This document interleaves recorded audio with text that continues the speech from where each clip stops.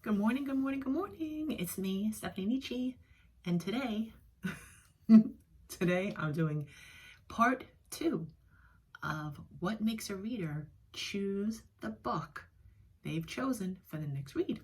And a couple of weeks ago, I did an author takeover with Wild Sage Book Blog, and that is the question I asked the readers.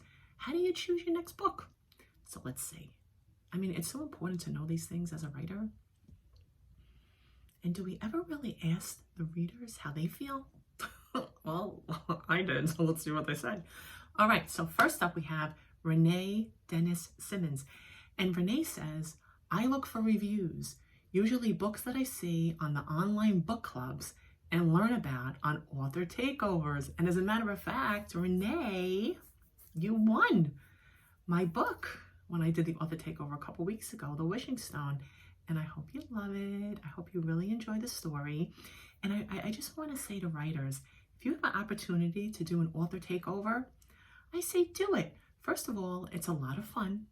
And second of all, you get to talk about your book or your books or your writing process. I mean, you get to talk about and share what you love. And then along the way, you can pick up some new readers. Some new readers, introduce your work, or let other readers know that have read your work in the past that you have a new book or two out.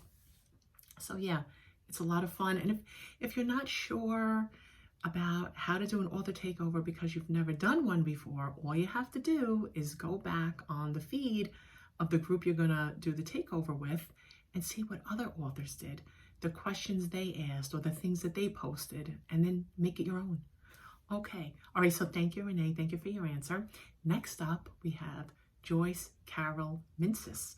And Joyce says, in my TBR pile, I first choose if I know the author. Next, I look for the book that I paid the most. That's a good one because, yeah, books can be expensive. And you never want a book to go to waste anyway. But, yeah, some books are expensive and you should read them. Outside of my TBR list, an intriguing title will get me to read the blurb to find out if I am interested. Nice. Thank you, Joyce. Next up, we have Darla Ford. Darla says, sometimes I stick with an author I've been reading, if I've been reading their series, or just another one of their books, or if I see a new one is coming out from an author I like. So that's good for writers of series to know that if a reader enjoyed your series, they are going to invest their time and their energy in your next book. Wonderful, thank you. Now we have Deborah Ortega who says, title, if it is shelved. Cover, if I see that first, and then blurb of the story, which draws me in. So yeah, blurbs for some writers do say the blurb was harder to write than the book itself because you have to condense that whole story into a blurb in the back, on the back of the book. And you don't want to give too much away, but you want to make it interesting enough for the reader to say, hey, I want to read this. So yeah, that could be tough sometimes. Anne Marie Weaver Kayeth says, recommendations, losing my battery here, recommendations from friends and the cover. Yes, so recommendations are always good. The cover, that's the first thing usually a reader sees, the cover. I know that was a popular answer when I asked Care Bear readers and posted their answers last week. The cover was big. Okay, so now we have April Willis who says, the cover, author, blurb, reviews, in that order. So you see, writers, it's good to know the cover is important. It needs to be eye-catching, and sometimes the cover might mean something to you or catch your eye as the writer, but is it going to appeal to the reader?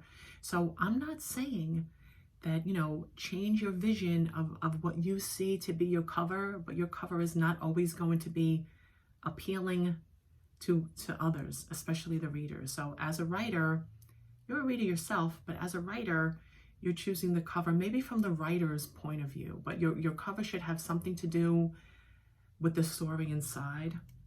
I believe somehow, some kind of connection.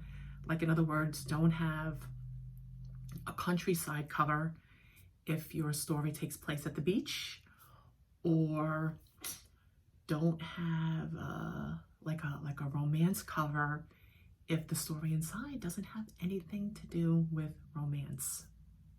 Okay, so I hope that helped writers understand what readers are looking for, what attracts them to the next read.